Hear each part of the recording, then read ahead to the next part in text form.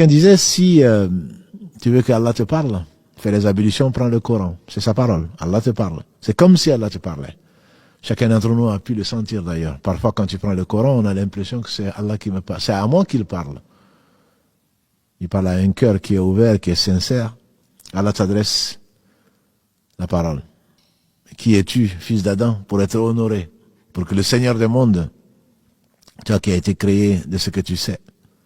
Et quand tu veux parler à Allah, lève-toi, fais les ablutions et plonge-toi dans la prière, dans l'entretien, comme cela va arriver au jour du jugement dernier à la reddition des comptes. Allah va mettre un voile, disait Ibn Omar, radiallahu ta'ala anhuma, qu'Allah l'agrée ainsi que son père. Il dit, c'est ça la najwa.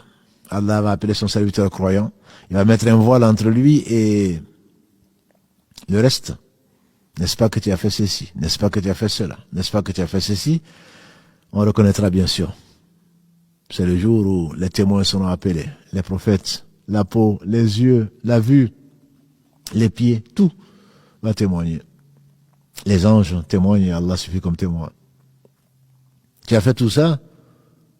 Je te l'ai caché dans ce bas monde. D'où l'importance, mes frères et sœurs, de ne pas exposer ses péchés. Le prophète alayhi salatu salam, il a dit celui qui expose ses péchés alors que Allah l'a couvert, l'a voilé, alors certainement, il va être châtié. Parce que c'est mettre en doute, faire mettre en doute la justice d'Allah. Tu as fait des péchés, qu'Allah nous pardonne, que cela reste entre Allah et toi. Ne viens pas le raconter. Parce que si tu le racontes à quelqu'un d'autre, ça veut dire qu'Allah subhanahu wa ta'ala a décrété que tu seras châtié pour ce péché-là. Si ce n'est pas le cas, il s'entretient avec toi, sans intermédiaire. Et comme l'a dit le prophète sallallahu alayhi wa sallam, Allah va s'entretenir avec chacun d'entre nous. Quand tu regardes, devant, tu ne vois que tes œuvres. Derrière, tu vois que tes œuvres.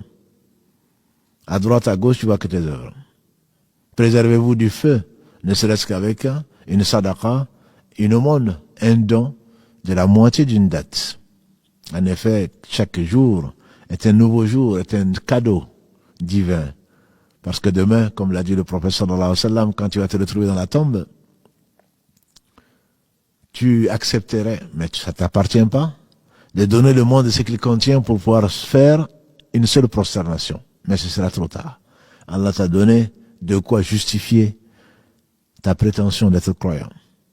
Ce Seigneur donc il va trancher entre les gens, on a dit, même entre les animaux avant que ceux-là ne deviennent des poussières parce qu'ils ne sont pas raisonnables. Quant aux êtres raisonnables, les djinns et les hommes, alors ce sera chaud. Quand on va commencer, comme l'a dit le prophète sallallahu alayhi wa sallam à notre mère Aïcha, radiallahu anha, quand on va détailler les comptes, c'est qu'il y aura le châtiment, qu'Allah nous en préserve. Qu'Allah nous fasse rentrer au paradis sans nous demander des comptes et encore moins qu'on soit châtié.